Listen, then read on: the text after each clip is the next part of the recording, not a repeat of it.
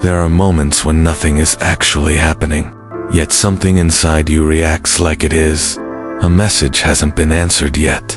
A tone felt slightly off earlier. A conversation ended without the usual warmth. On the surface, your day continues normally. People walk past you, conversations continue, life stays in motion, but inside your mind, something has already started moving in a different direction. A version of events begins forming, quietly at first, almost reasonable. Then it expands. It adds meaning where there was only silence. It assigns intention where there was only uncertainty. And suddenly, you are no longer in the real moment anymore. You are inside a scenario your mind created, a scenario that feels like it is telling you the truth, even though nothing has actually changed outside you. Your chest tightens a little, your focus narrows. The present moment becomes harder to stay inside, and without realizing it, your mind starts treating imagination like information. But here is the part most people never stop to question. Why does your brain create scenarios that hurt you, even when nothing is wrong yet? And even more important, why does it feel so real? There is a familiar experience that often makes this clearer. It usually happens in quiet moments, late evening, early morning, or any time the world slows down just enough for your thoughts to get louder than everything else. You check your phone, nothing new, no response, no clarity, no closure. And that lack of information becomes a space your mind immediately tries to fill. A friend didn't reply yet. A coworker seemed a bit distant. Someone's message felt shorter than usual, and suddenly, your brain starts building meaning from fragments. Maybe they're upset. Maybe you said something wrong. Maybe they're pulling away, and you just haven't realized it yet. You don't actively choose these thoughts. They appear on their own, like a scene loading in the background of your awareness. And once the scene begins, it doesn't stay simple for long. It expands. One possibility becomes 3, then 5. Then suddenly, you're not just thinking. You're rehearsing emotional outcomes that haven't even happened. What makes it even more powerful is that your body reacts as if it's real. Your breathing shifts slightly. Your stomach tightens. Your attention locks onto the imagined situation like it matters right now. Even though nothing outside you has changed, that is the strange part. You can be sitting in complete safety and still feel emotionally pulled into something that does not exist. And the more your mind does this, the more natural it starts to feel. To understand why this happens, you have to understand something simple about how your brain works. Your mind was never designed to just observe reality. It was designed to predict it. Long before modern life, survival depended on anticipating what might happen next. If early humans heard a sound in the distance, the brain didn't wait for certainty. It immediately generated a possibility. Something dangerous could be near. That system was useful because it kept people alive, but it never disappeared. It just adapted. Today, the threats are not physical predators. They are social uncertainty, emotional ambiguity, delayed responses, and unclear situations. Your brain uses the same old survival system for all of it. It tries to turn uncertainty into certainty as quickly as possible. Because for the brain, not knowing feels uncomfortable. So it fills the gap. It creates a story.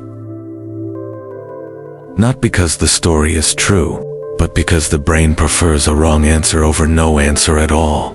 There is also another layer happening underneath this.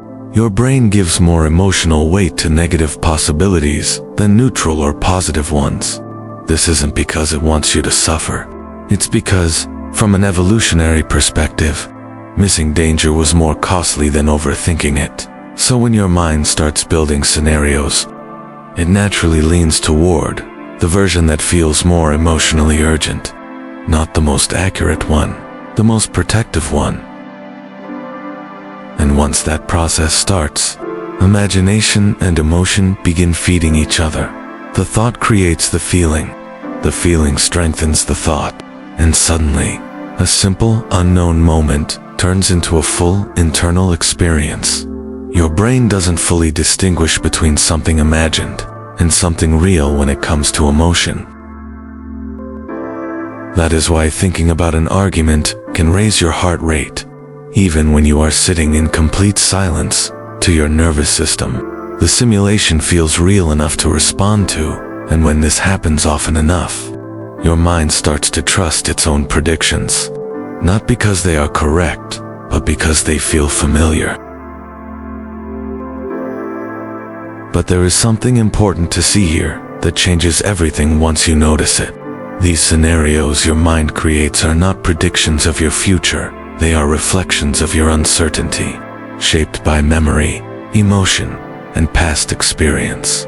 They are not messages about what will happen, they are stories about what might happen, and those are not the same thing. There is a quiet shift that begins to change how this pattern affects you. Instead of asking, "Is this true?" you begin to ask something simpler. Is my mind creating a story right now? That small distance changes your position completely, because the moment you recognize a thought as a mental simulation, it stops being reality and becomes activity, something your brain is doing, not something you are inside of. You are no longer trapped in the scenario. You are observing it, forming, and in that space, something important returns. Clarity, not instant peace. Not perfect calm, just enough space to see the situation without automatically believing every direction your thoughts try to pull you in. From there, you can start to notice something else. Most of these scenarios don't come from nowhere. They often come from experience, a past misunderstanding, a moment of rejection, a time when something actually did go wrong. Your brain remembers those moments clearly. And when it encounters uncertainty again, it reuses old emotional patterns to predict the future, not because the future is the same, but because the brain is trying to avoid repeating pain. It is not trying to harm you, it is trying to prepare you. But preparation based on the past can easily distort the present, because not every silence means distance, not every delayed response means disinterest. Not every change in tone carries hidden meaning. Sometimes, things are simply incomplete, and the mind struggles with incomplete things more than almost anything else, so it fills them in. There is a point where understanding this starts to change your experience of your own thoughts. You begin to notice the difference between what is happening and what your mind is adding to it. A message is just a message. A pause is just a pause. Silence is just silence. The story is something else entirely. And slowly, you stop treating the story as fact, not by forcing it away, but by seeing it clearly for what it is. A mental construction designed to reduce uncertainty. That is all. Your mind will still create scenarios.